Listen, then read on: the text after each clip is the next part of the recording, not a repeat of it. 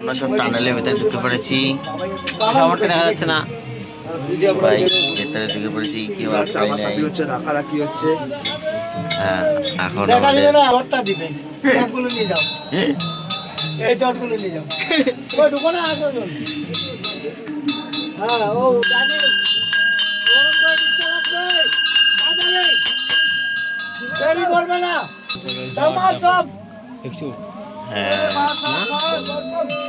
দেখো ভোলেনাথের জট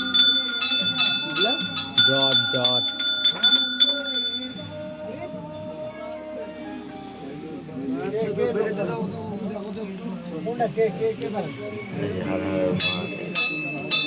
অনেক কষ্ট, অনেক স্ট্রাগল করে আমরা আজকে এখানে পৌঁছালাম।